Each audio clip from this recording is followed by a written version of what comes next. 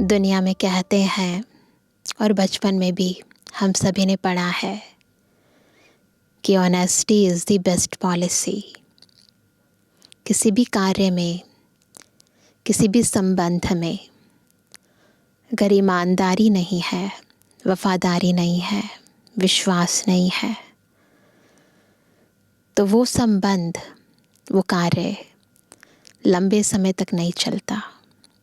इसलिए बाबा हर बार बच्चों को लगभग हर मुरली में कहते हैं कि हमें बाबा के साथ सच्चा होकर रहना है, अपने सत्य स्वरूप में स्थित होकर रहना है, नियत साफ रखनी है, अंदर से ईमानदार रहना है, वफादार रहना है।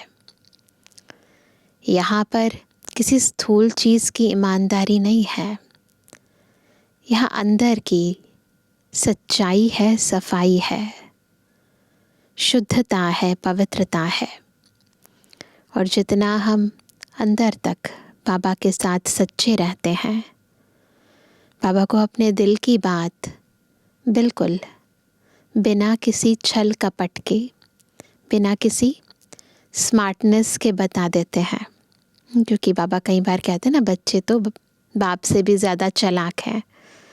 तो बिना किसी बाह्य चालाकी के बिल्कुल भोले भाले बच्चे बनकर बाबा के पास जाते हैं। तो ऐसे बच्चों की सब इच्छाएं बाबा पूरी कर देते हैं, उनके अंदर की सब कमी कमज़ोरियों को भी दूर कर देते हैं। आज की मुरली हमें ईमानदारी का पाठ पढ़ा रही है। सुनते हैं बाबा के मधुर महावाक्य। आज है 23 सितंबर 2024। बाबा के मधुर महावाक्य हैं, मीठे बच्चे। अंदर में दिन रात बाबा बाबा चलता रहे। क्या चलता रहे? अंदर में, मुख से नहीं, अंदर में बाबा बाबा चलता रहे तो अपार खुशी रहेगी, बुद्धि में रहेगा। बाबा हमें कुबेर का खजाना देने आए हैं। कुबेर देखो धन का देवता है। कुबेर के पास धन के अपार भंडार हैं। और जब किसी के पास बेहद धन होता है, सर्व प्राप्तियाँ होती हैं, सदा खुश रहता है। तो जितना जितना अंदर अनहद नाद बाबा बाबा का चलता रहेगा, उतना आत्मा सर्व प्राप्तियों से भरपूर होती जाएगी। प्रश्न है, बाबा किन बच्चों को ऑनेस्ट यानी ईमानदार फूल कहते हैं? उनकी निशानी सुनाओ। चेक करेंगे सारे अपने भीतर, हम बाबा के ऑनेस्ट फूल हैं। उत्तर है, ऑनेस्ट फूल वह है जो कभी भी माया के वश नहीं होते हैं। सब होते हैं थोड़ा थोड़ा, तो इसीलिए सब थोड़े थोड़े बेईमानी करते हैं ना, माया की खिटपिट में नहीं आते हैं। ऐसे ऑनेस्ट फूल लास्ट में आते भी फास्ट जाने का पुरुषार्थ करते हैं। कि जब हम दिल से कहते हैं कि बाबा ये तन तेरा, ये मन तेरा, ये धन तेरा, ये समय तेरा, ये संकल्प तेरे, जब सच्चे सच्चे बच्चे बनकर सब कुछ तेरा कर देते हैं तो ऑनेस्ट हैं। परंतु कुछ भी देह अभिमानवश यूज़ कर लेते हैं, चाहे वो समय है, चाहे वो संकल्प है, तो बेईमानी हो जाती है। तो ऐसे बच्चे जो फास्ट जाने का पुरुषार्थ करते हैं, समय, संकल्प, श्वास व्यर्थ नहीं गवाते हैं, वह पुरानों से भी आगे जाने का लक्ष्य रखते हैं। अपने अवगुणों को निकालने के पुरुषार्थ में रहते हैं, दूसरों के अवगुणों को नहीं देखते। अब देखो हम ऐसे हैं। ओम शांति। शिव भगवानुवाच वह हुआ रूहानी बाप, क्योंकि शिव तो सुप्रीम रूह है ना, आत्मा है ना। बाप तो रोज़ रोज़ नई नई बातें समझाते रहते हैं। गीता सुनाने वाले सन्यासी आदि बहुत हैं। वह बाप को याद कर ना सके। बाबा अक्षर कभी उनके मुख से निकल ना सके। यह अक्षर है ही गृहस्थ मार्ग वालों के लिए। वह तो है निवृत्ति मार्ग वाले। जो सन्यासी हैं वो तो निवृत्ति मार्ग वाले हैं। जब हम बाबा कहते हैं, मम्मा कहते हैं, तो फैमिली हो गई ना, प्रवृत्ति मार्ग हो गया। वह ब्रह्म को ही याद करते हैं। मुख से कभी शिव बाबा नहीं कहेंगे। भल तुम जांच करो, समझो। बड़े बड़े विद्वान सन्यासी चिन्मयानंद आदि गीता सुनाते हैं। ऐसे नहीं कि वह गीता का भगवान श्री कृष्ण को समझ उनसे योग लगा सकते हैं। नहीं, वह तो फिर भी ब्रह्म के साथ योग लगाने वाले ब्रह्म ज्ञानी व तत्व ज्ञानी है। ये वंडरफुल बात है। भले गीता में लिखा है श्री कृष्ण भगवानुवाच, जो दुनियावी गीता है, परंतु फिर भी जब कहते हैं कि याद करो भगवान को, तो बुद्धि में श्री कृष्ण नहीं आते, फिर ब्रह्म तत्व को ही याद करते हैं। तो बाबा कहते हैं श्री कृष्ण को कभी कोई बाबा कहे, यह हो नहीं सकता। तो श्री कृष्ण गीता सुनाने वाला बाबा तो नहीं ठहराना। शिव को सब बाबा कहते हैं, दुनिया में भी कहते हैं ना भोले बाबा, क्योंकि वह सब आत्माओं का बाप है। सब आत्माएं उनको पुकारती हैं। क्या कहती हैं? परम पिता परमात्मा। वह है सुप्रीम, परम है। हिंदी में कहेंगे परम, इंग्लिश में सुप्रीम, क्योंकि परम धाम में रहने वाला है। तुम भी जब परम धाम में रहते हो, सब परम धाम में रहते हो, परंतु उनको परमात्मा कहते हैं। हम भी परम धाम के निवासी हैं, लेकिन हमें परमात्मा नहीं कहेंगे, शिव बाबा को परमात्मा कहेंगे। क्यों? वह कभी पुनर्जन्म में नहीं आते हैं। खुद कहते हैं मेरा जन्म दिव्य और अलौकिक है। ऐसे कोई रथ में प्रवेश कर तुमको विश्व का मालिक बनने की युक्ति बताएं, यह और कोई हो नहीं सकता। तब बाप कहते हैं मैं जो हूँ, जैसा हूँ, मुझे कोई भी नहीं जानते।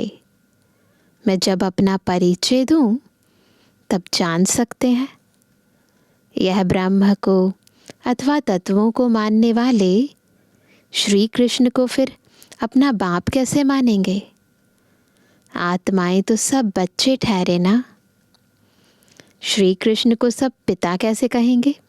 सब तो पहली बात मानेंगे ही नहीं, फिर पिता मानना। अलग अलग धर्म वाले अपने अपने रिलीजियस लीडर्स को मानते हैं, जो धर्म स्थापक आत्मा है उनकी आराधना करते हैं। श्री कृष्ण को सब नहीं मानेंगे, हिंदू धर्म में भी सब नहीं मानेंगे, फिर बाबा कहें वो तो बिल्कुल पॉसिबल नहीं है। ऐसे थोड़ी कहेंगे कि श्री कृष्ण सबका बाप है, हम सब ब्रदर्स हैं। ऐसे भी नहीं, श्री कृष्ण सर्वव्यापी है ना। सब श्री कृष्ण थोड़े ही हो सकते हैं। अगर सब श्री कृष्ण हो तो उनका बाप भी चाहिए। मनुष्य बहुत भूले हुए हैं, इनफैक्ट कंफ्यूज्ड हैं, नहीं जानते हैं। तब तो कहते हैं मुझे कोटों में कोई जानते हैं। श्री कृष्ण को तो कोई भी जान लेंगे। सब भागवत पढ़ते हैं तो कोई भी जान लेते हैं। माइथोलॉजिकल सीरियल्स आते हैं, उनको देखकर भी जान लेंगे। सब विलायत वाले भी उनको जानते हैं। इस्कॉन टेम्पल्स हैं, उनके थ्रू जानते हैं। श्री कृष्ण के भी टेम्पल्स हैं, तो उनके थ्रू भी जानते हैं। लॉर्ड कृष्णा कहते हैं ना, चित्र भी है, असली चित्र तो है नहीं। वो तो सतयुग में पहला जो श्री कृष्ण था उसकी फ़ोटो तो खींची नहीं ना किसी ने, पेंटिंग बनी होगी, परंतु अभी इस समय वो तो मिल नहीं सकती। भारतवासियों से सुनते हैं, इनकी पूजा बहुत होती है। तो फिर गीता में यह लिख दिया है श्री कृष्ण भगवान। अब भगवान को भला लॉर्ड कहा जाता है क्या? लॉर्ड कृष्णा कहते हैं ना। लॉर्ड का टाइटल वास्तव में बड़े आदमी को मिलता है, वह तो सबको देते रहते हैं। इसको कहा जाता है, दुनिया में टाइटल्स ऐसे ही देते रहते हैं, परंतु ऐसे किसी को दे नहीं सकते इतना बड़ा टाइटल। तो इसको क्या कहा जाता है? अंधेर नगरी चौपट राजा, है ना। टके सिर भाजी, टके सिर खाजा। तो बाबा कहते हैं कोई भी पतित मनुष्य को लॉर्ड कह देते हैं। कहाँ यह आज के पतित मनुष्य, कहाँ शिव वह श्री कृष्ण। बाप कहते हैं जो तुमको ज्ञान देता हूँ वह फिर गुम हो जाता है। मैं ही आकर नई दुनिया स्थापन करता हूँ। ज्ञान भी मैं अभी ही देता हूँ। मैं जब ज्ञान दूँ तभी बच्चे सुने, मेरे बगैर कोई सुना ना सके। जानते ही नहीं, केवल ज्ञान सागर शिव बाबा ही ज्ञान दें, तब हम सुन सके, तब धारण कर सके। बाबा के सिवाय और कोई नहीं दे सकता। क्या सन्यासी शिव बाबा को याद कर सकते हैं? वह कह भी नहीं सकते कि निराकार गॉड को याद करो। कब सुना है? बहुत पढ़े लिखे मनुष्य भी समझते नहीं हैं। अब बाप समझाते हैं श्री कृष्ण भगवान नहीं।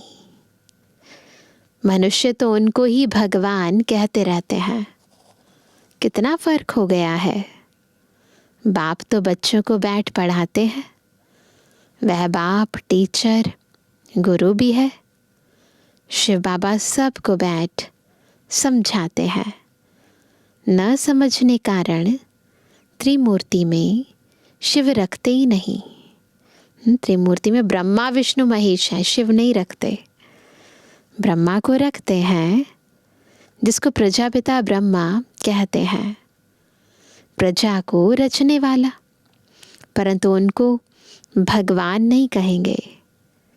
भगवान प्रजा नहीं रचते हैं। भगवान के तो सब आत्माएं बच्चे हैं। फिर कोई द्वारा प्रजा रचते हैं। तुमको किसने अडॉप्ट किया? ब्रह्मा द्वारा बाप ने अडॉप्ट किया। ब्राह्मण जब बनेंगे तभी तो देवता बनेंगे। तो ब्राह्मण सो देवता। सबसे पहले ब्रह्मा बाबा के बच्चे बनेंगे, फिर देवता बनेंगे। यह बात तो तुमने कभी सुनी नहीं है। तो बाबा ने ही बताए ना वह बात, इससे पहले तो हमने कभी सुनी नहीं। प्रजापिता का भी ज़रूर पाठ है। एक्ट चाहिए ना, एक्शन चाहिए ना। एक्ट की है तभी तो गायन होगा ना। इतनी प्रजा कहाँ से आएगी? कुख वंशावली भी तो हो ना सके। सारी दुनिया कैसे मुख वंशावली हो सकती ना, कुख वंशावली तो हो नहीं सकती। तो बाबा कहते हैं वह कुख वंशावली ब्राह्मण कहेंगे, हमारा सरनेम है ब्राह्मण ना। होते ना दुनिया के अंदर भी अलग अलग, तो कोई कहते हैं हम क्षत्रिय हैं, कोई कहते हैं हम ब्राह्मण हैं। तो ऐसे बाबा कहेंगे कि वो दुनिया के अंदर वो कहते हैं कि हमारा जन्म ब्राह्मण कुल में हुआ है तो हम ब्राह्मण हैं नाम तो सबका अलग अलग है, सबका नाम अलग है, कास्ट भी अलग है, ब्राह्मणों की भी अलग अलग कास्ट होती है। प्रजापिता ब्रह्मा तो कहते ही तब हैं जब शिव बाबा इनमें प्रवेश करें। यह नई बातें हैं। बाप खुद कहते हैं, मुझे कोई जानते नहीं, सृष्टि चक्र को भी नहीं जानते। तब तो ऋषि मुनि सब नेति नेति कह गए हैं, न परमात्मा को, न परमात्मा की रचना को जानते हैं। बाप कहते हैं, जब मैं आकर अपना परिचय दूं तभी जाने। इन देवताओं को वहाँ यह पता थोड़ी पड़ता है हमने यह राज्य कैसे पाया। स्वर्ग में किसी देवता को नहीं पता होता कि हमने ये राज्य कैसे पाया। इनमें ज्ञान होता ही नहीं। पद पा लिया फिर ज्ञान की दरकार नहीं। ज्ञान चाहिए ही सद्गति के लिए। यह तो सद्गति को पाए हुए हैं। ज्ञान किस लिए चाहिए? ताकि सद्गति मिल जाए। लक्ष्मी नारायण को सद्गति नहीं चाहिए, वो तो ऑलरेडी सद्गति में है। ये बड़ी समझने की गूढ़ बातें हैं ना। इन बातों को गहराई से समझना है। समझदार ही समझें। बाकी जो बूढ़ी बूढ़ी माताएं हैं उनमें इतनी बुद्धि तो है नहीं। वह भी ड्रामा प्लान अनुसार हर एक का अपना पाठ है। तो स्कूल है, कॉलेज है, वैरायटी है। इम्पॉर्टेंट है बाबा को जानना, अपने को पहचानना। बाकी बातें बहुत गहराई की हैं तो हर कोई नहीं समझ पाता। ऐसे तो नहीं कहेंगे ही ईश्वर बुद्धि दो। सबको एक जैसी बुद्धि हम दें तो सब नारायण बन जाएंगे। तो बुद्धि दो नहीं, बुद्धि तो है, उसे क्लीन करना है बाबा को याद करके। सब एक दो के ऊपर गद्दी पर बैठेंगे क्या? हाँ, एम ऑब्जेक्ट है यह बनने की। मतलब इस ज्ञान में इतनी शक्ति है कि आप विश्व के महाराजा महारानी बन सकते हैं। तो एम ऑब्जेक्ट तो है हमारी, और इसीलिए हम बाबा का ज्ञान सुनते हैं, योग लगाते हैं। लेकिन बुद्धि नंबरवार है तो ज्ञान धारण नंबरवार होता है, तो योग नंबरवार लगता है, तो फिर पद नंबरवार बन जाते हैं। तो बाबा कहते हैं सब पुरुषार्थ कर रहे हैं नर से नारायण बनने का। बनेंगे तो पुरुषार्थ अनुसार ना। अगर सब हाथ उठाएं हम नारायण बनेंगे तो क्या होगा? तो बाप को अंदर में हंसी आएगी ना। सब एक जैसे बन कैसे सकते? नंबरवार तो होते हैं ना।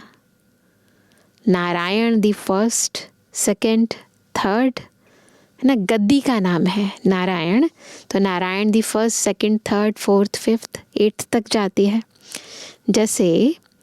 जैसे Edward the first, second, third होते हैं ना, तो पदवी का नाम है।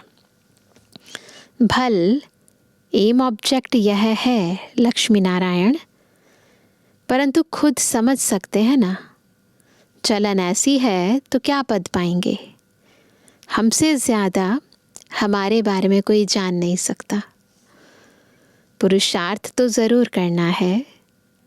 बाबा नंबरवार फूल ले आते हैं, नंबरवार फूल दे भी सकते हैं, परंतु ऐसे करते नहीं है ना। फिर दिल शिकस्त हो जाएंगे ना। और वैसे भी ब्राह्मण तो ऊपर नीचे होते रहते हैं, फंक हो जाएंगे। बाबा जानते हैं, देखेंगे कौन जास्ती सर्विस कर रहे हैं। यह अच्छा फूल है। पीछे नंबरवार तो होते ही हैं, बहुत पुराने भी बैठे हैं, परंतु उनमें नए नए बड़े बड़े अच्छे फूल हैं। कहेंगे यह नंबर 1 ऑनेस्ट फूल है। ऐसे बाबा के पास लेकर आते हैं ना। कोई खिटपिट, ईर्ष्या आदि इनमें नहीं है। बहुतों में कुछ न कुछ खामियां ज़रूर हैं। संपूर्ण तो कोई को कह नहीं सकते। 16 कला संपूर्ण बनने के लिए बहुत मेहनत चाहिए। अभी कोई संपूर्ण बन ना सके, ये साकार मुरली की बात है। अभी तो देखो ब्रह्मा बाबा के बाद क्यों लगी। अभी तो अच्छे अच्छे बच्चों में भी ईर्ष्या बहुत है ना। बहुत गुप्त रीति ये ईर्ष्या का कीड़ा काम करता है। खामियां तो है ना, बाप जानते हैं सब किस किस प्रकार का पुरुषार्थ कर रहे हैं। दुनिया वाले क्या जाने, वह तो कुछ समझते नहीं, बहुत थोड़े समझते हैं। गरीब झट समझ जाते हैं। बेहद का बाप आया हुआ है पढ़ाने। उस बाप को याद करने से हमारे पाप कट जाएंगे। हम बाप के पास आए हैं, बाप से नई दुनिया का वर्षा ज़रूर मिलेगा। नंबरवार तो वर्षा भी नंबरवार होता है, नंबरवार तो होते ही हैं, 100 से लेकर 1 नंबर तक। परंतु बाप को जान लिया, थोड़ा भी सुना तो स्वर्ग में ज़रूर आएंगे। 21 जन्मों के लिए स्वर्ग में आना कोई कम है क्या। देखो बाबा को केवल जानने पहचानने से भी मार्क्स मिल जाती है कुछ ना कुछ। ऐसे तो नहीं कोई मरता है तो कहेंगे 21 जन्म के लिए स्वर्ग में गया। स्वर्ग है ही कहाँ। कितनी मिसअंडरस्टैंडिंग कर दी है। स्वर्ग आया ही नहीं है तो जाएंगे कैसे। बड़े बड़े अच्छे लोग भी कहते हैं फलाना स्वर्ग पधारा। स्वर्ग कहते किसको हैं, कहाँ है वो दुनिया। अर्थ कुछ भी नहीं समझते। यह सिर्फ तुम ही जानते हो तुम भी मनुष्य, परंतु तुम ब्राह्मण बने हो। अपने को ब्राह्मण ही कहलाते हो। तुम ब्राह्मणों का एक बाप दादा है, तो सन्यासियों से भी तुम पूछ सकते हो कि यह जो महावाक्य वह भगवानुवाच है। क्या लिखा है गीता में कि देह सहित देह के सब धर्म छोड़ माम एकम याद करो। क्या यह श्री कृष्ण कहते हैं माम एकम याद करो, कि मुझ एक को याद करो। ये क्या श्री कृष्ण कह सकते हैं। वो खुद देह में है तो कैसे कह सकते हैं कि देह सहित देह के सब संबंधों को छोड़ो। तो जो खुद विदेही है वही ये सबक दे सकता है। तुम श्री कृष्ण को याद करते हो क्या।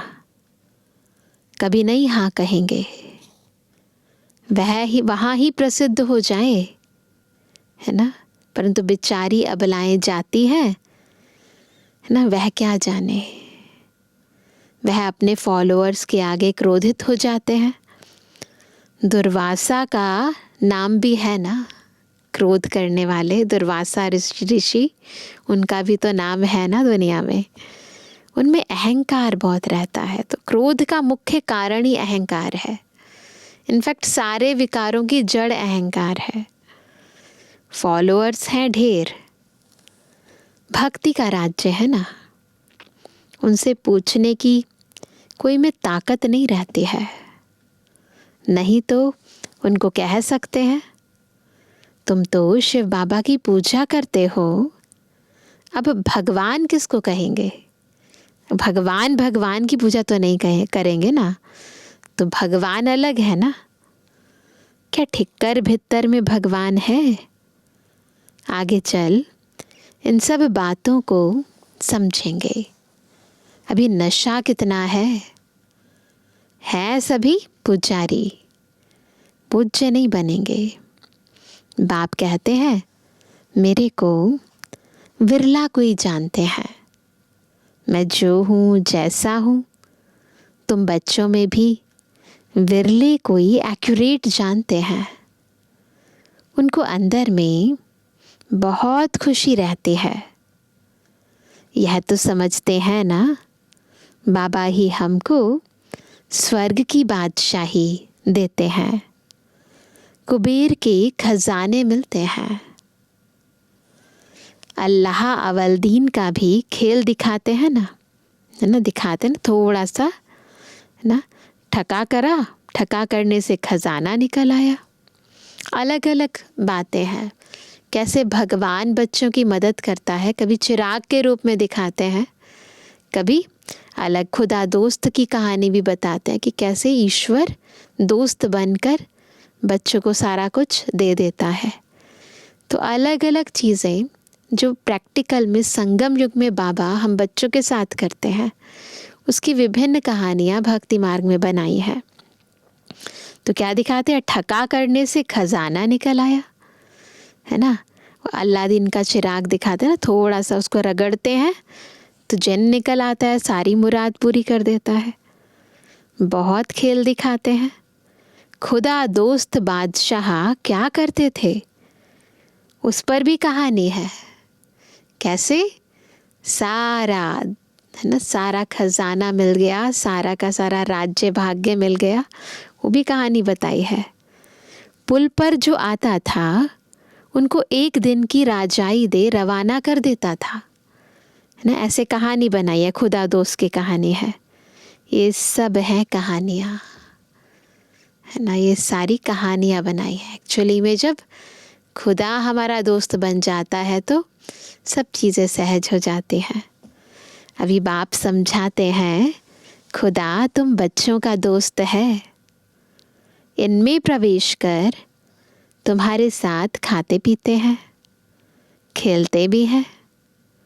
शिव बाबा का और ब्रह्मा बाबा का रथ एक ही है, तो ज़रूर शिव बाबा भी खेल तो सकते होंगे ना।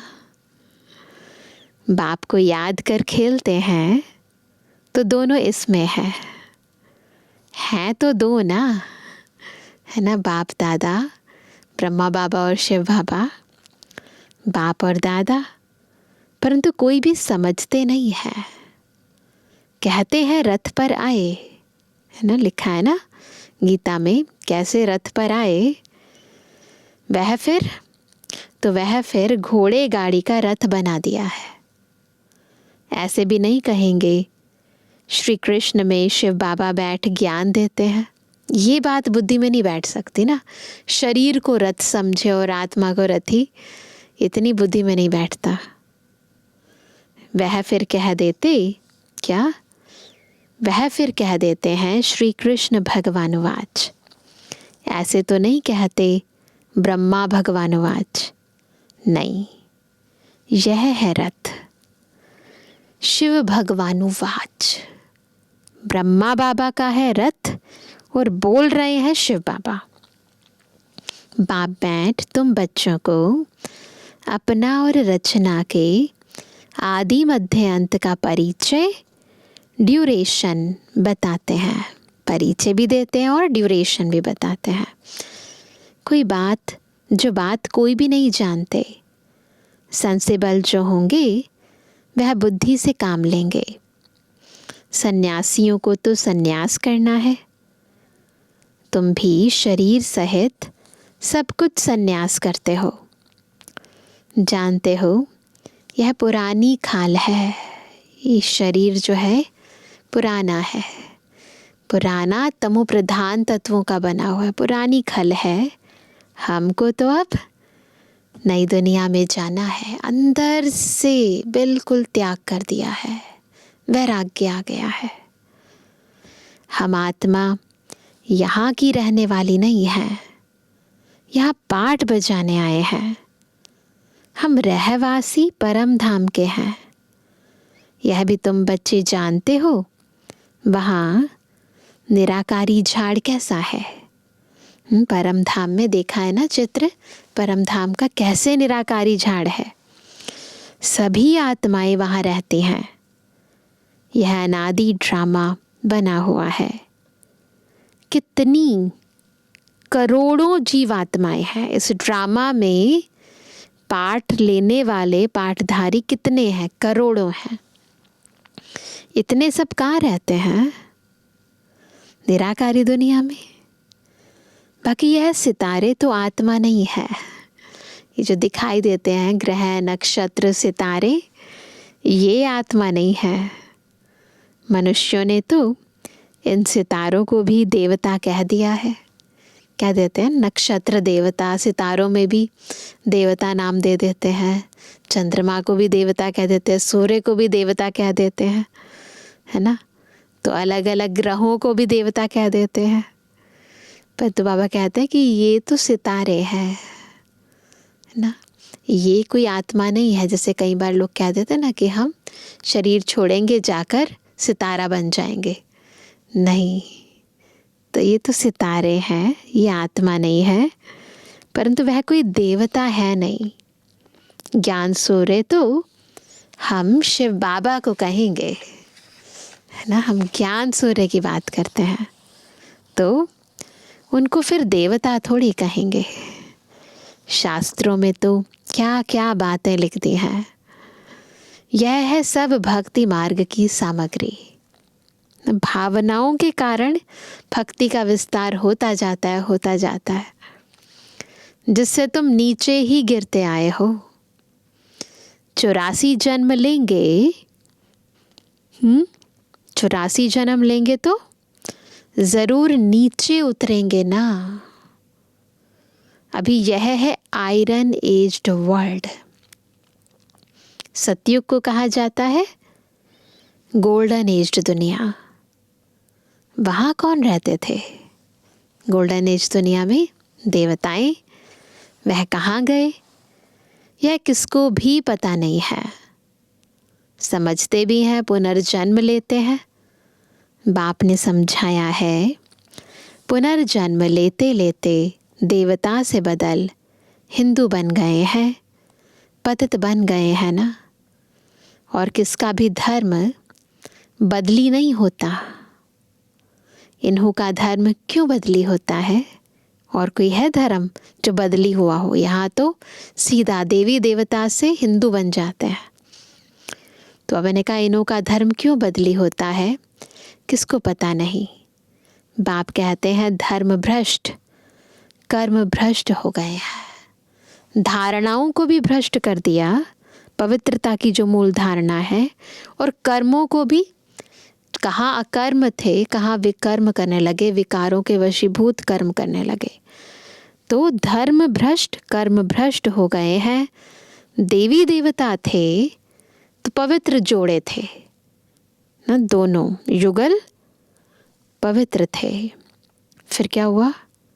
फिर रावण राज्य में तुम अपवित्र बन गए हो, तो देवी देवता कहला ना सकें, इसलिए नाम पड़ गया है हिंदू।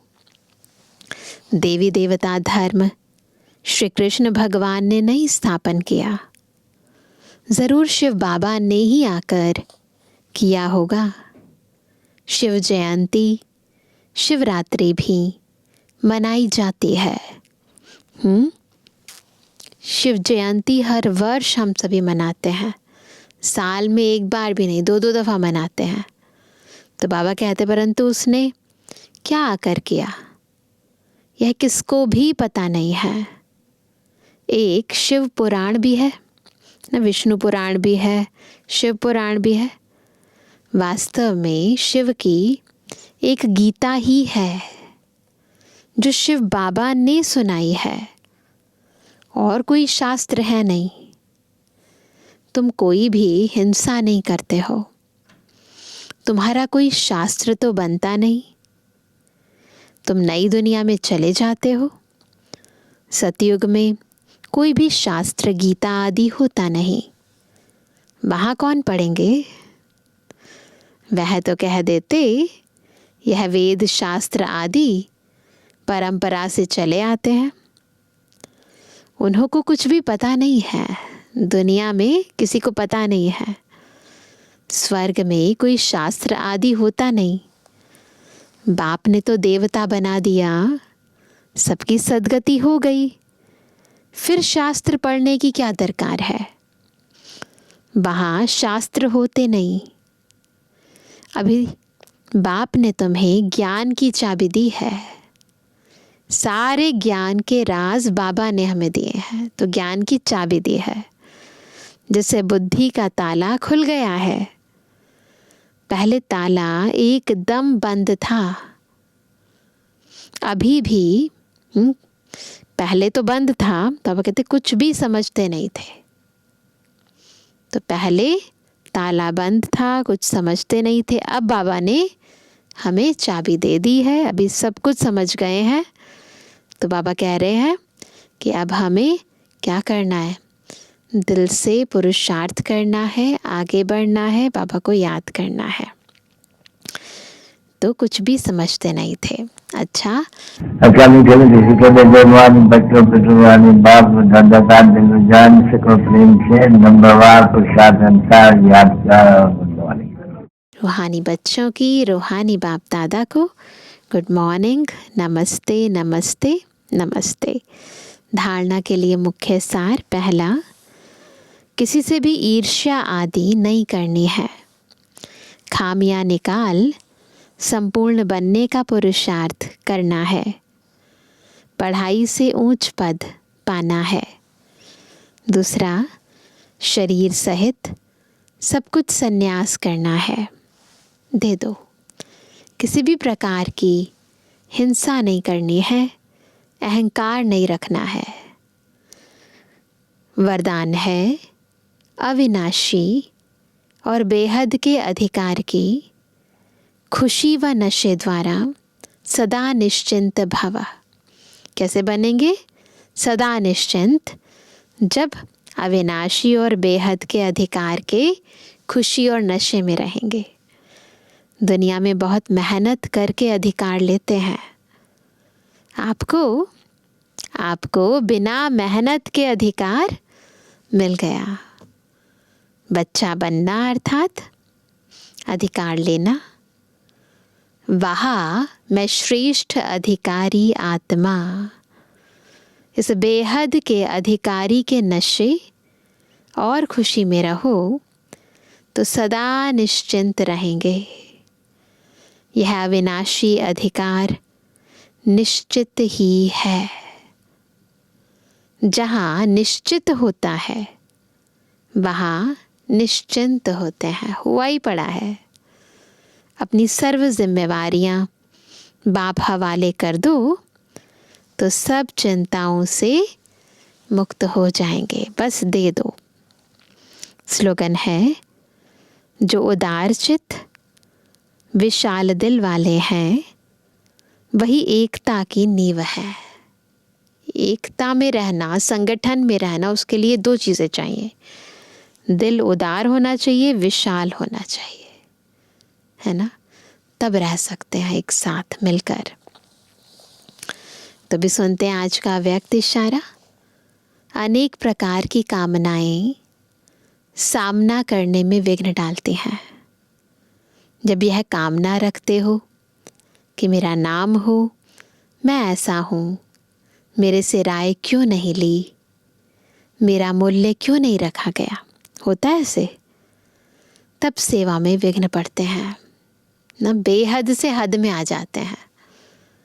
इसलिए मान की इच्छा को छोड़ स्वमान में टिक जाओ तो मान परछाई के समान आपके पिछाड़ी आएगा।